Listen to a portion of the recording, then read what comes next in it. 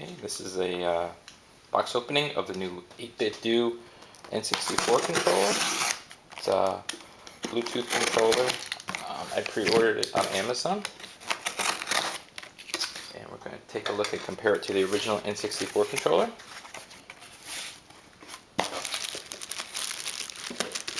Okay, I received it earlier today. I pre-ordered it last month.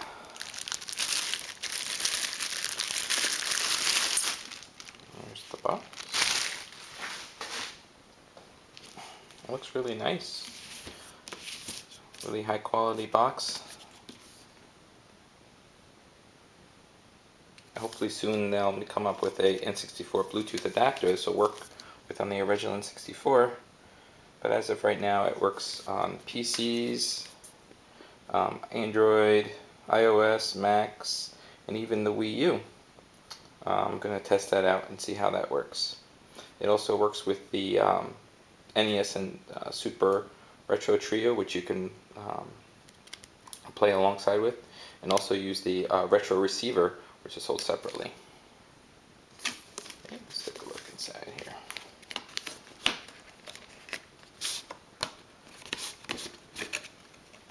How neat. The box looks like a n64. No ports on the back. Very cool. Let's see if I can get it out of the box here.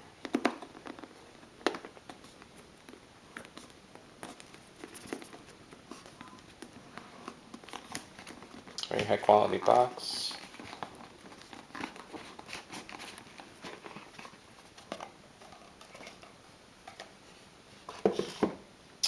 Okay, so there it is. Looks like it's packaged really nice. It has like this felty insert that sits in. Here is the charging cable. It's like a micro USB or mini USB. I honestly can't tell. Guess that plugs in there, and also a keychain.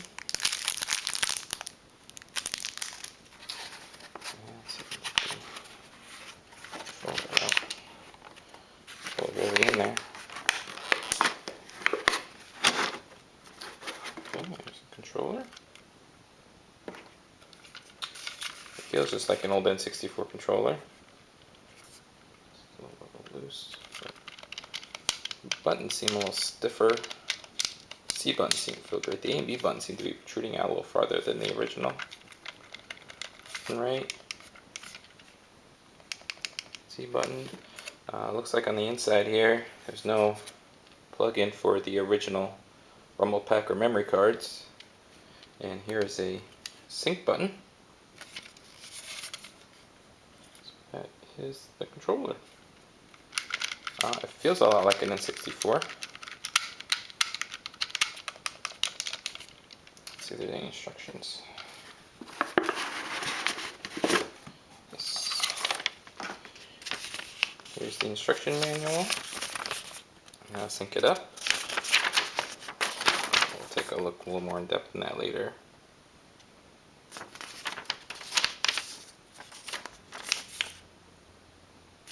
Let me clean up a bit and prepare for the next part of the video.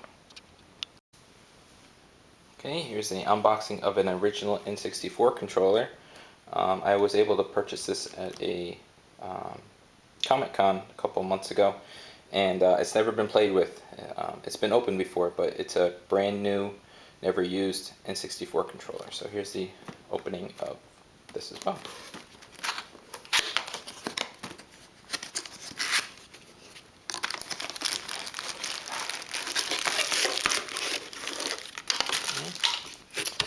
The original insert, warranty card. So we'll be able to do a direct compare to a new 8bitdo n64 compared to a n64 controller. Looks like ceramic strip on the bottom here. I'll just put this back a bit. Take a look, compare the two. I'm not gonna Don't worry about the cable so much. This is not relevant comparing the two. Alright, so here is a brand new n64 controller. Never been used. Compared to the 8-bit Duo. At first glance here, they look identical other than the Nintendo logo. The start button seems to be protruding out just a little bit farther than the original. It's also more squared off. And the A and B buttons, these look a little more square compared to the n64 version. As you can see there, they seem to be protruding out a little further. The C buttons seem to be pretty close, just by looking at them. And the Z button feels pretty much identical. As you can see there, there's the missing slot for the rumble pack and everything there. Joystick wise, the original seems a little more refined compared to the new one. Pretty close though. This one has a little wobble on the stick compared to this one. You can see this is brand new though. A little wobble there. Only way you can really tell is when we play it and see how if there's any dead spots. The D-pad in the original has more of a texture to it. The clicky wise, it's pretty much the same. There's a little more of a texture, smoother, refined texture on the original. L and R feel the same as well. So those are the two comparisons of a original N64 never played compared to a brand new unboxed 8-bit. Seems like the buttons are a little more squared off on the 8-bit, but we'll see how they play shortly. I'm going to take these controllers apart just to see what they look like. I'm not going to take apart the blue one. I have another one side to side. I'm going to take apart and see the internals and see how they compare.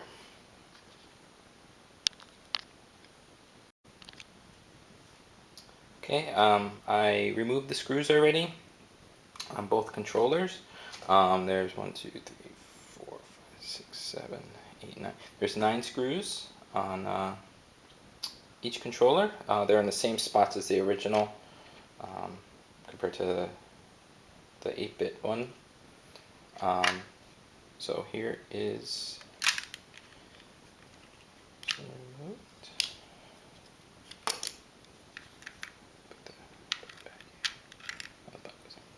okay.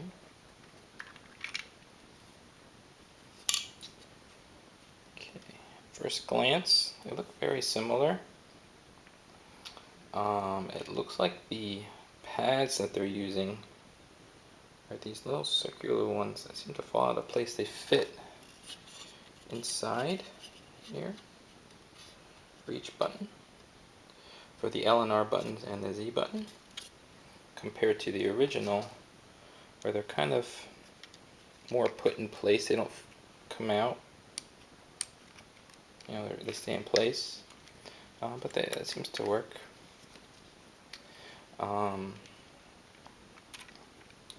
See a close up here. It looks like there's the same amount of wires for the joystick controller portion. 1, 2, 3, 4, 5, 6. 6 wires here, and then 2 here for the Z. It looks like it's a Z button soldered to it right here.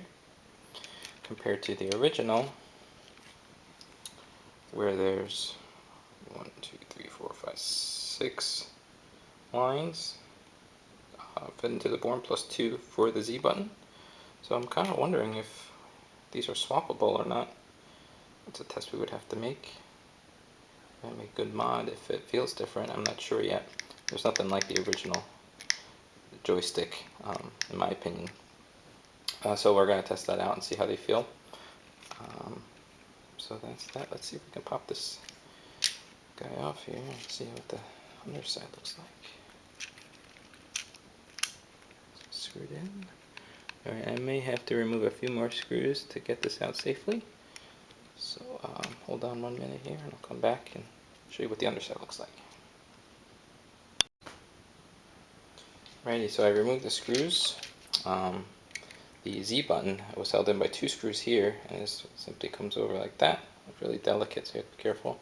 And the joystick was held in by 3 screws, and this comes right out like so. And then, let's see if we can get this out. Looks like it's being held in by the USB port, so you kind of have to wiggle it out.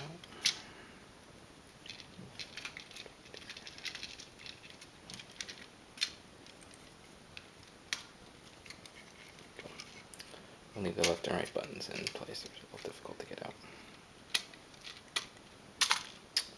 Ah, interesting.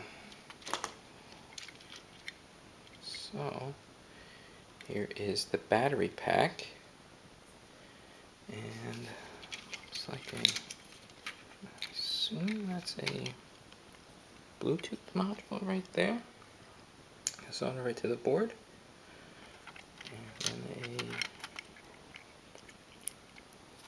then the chip right there in the center. That's all it is. And there's the micro USB port. That's all it is. It's a couple of contacts for the buttons. And it looks like these buttons are the same type, or at least the notches are the same as the original controller. So maybe we'll swap them out for the original if they don't feel the same. We'll have to test that out.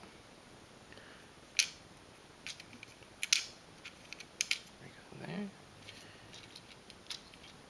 Yeah, they look almost identical from what I remember from the original n64.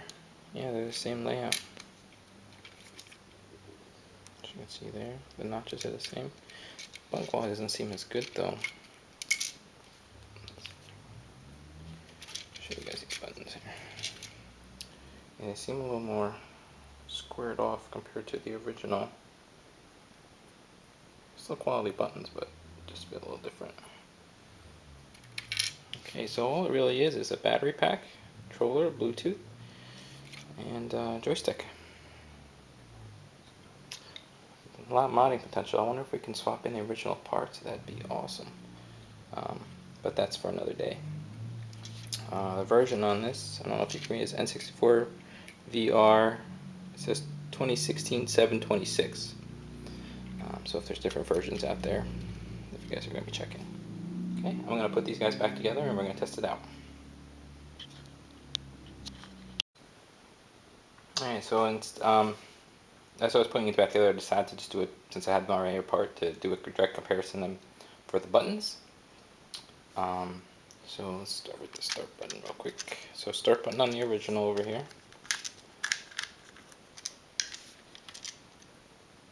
So start button on the original, start button on the new. You guys can make it out, but it looks like the original is a little more glossier. This one's more flat. There's a slight, more of a curve on the edges here. This one seems more rigid. And but the notches match up exactly. So we can swap them out if we need to. So here's the original one. Let's see if it fits.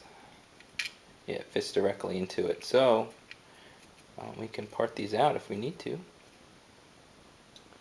Let's see. Original. Let's try the A button. I'm sorry, yeah, the A button.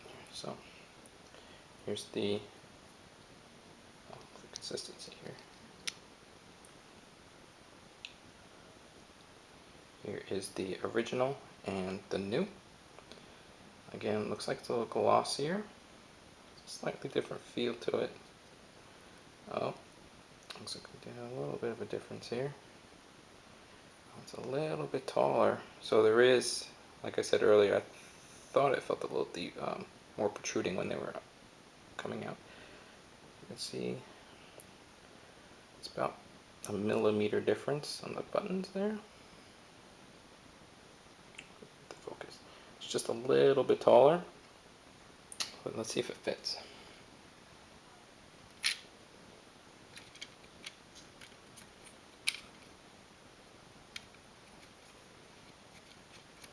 Yes, button does fit. and it comes out the bottom too, so it can swap these buttons out, which is pretty cool. And the D-pad.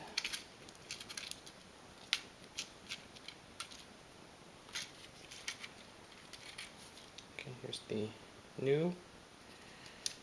Here is the original.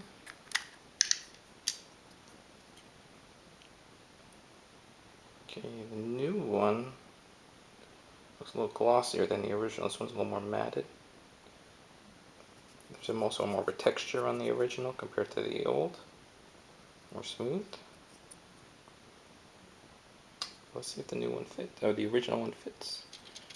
Looks like it does, so it does fit. So we can swap them out, which is pretty cool. Now I don't know about the joystick.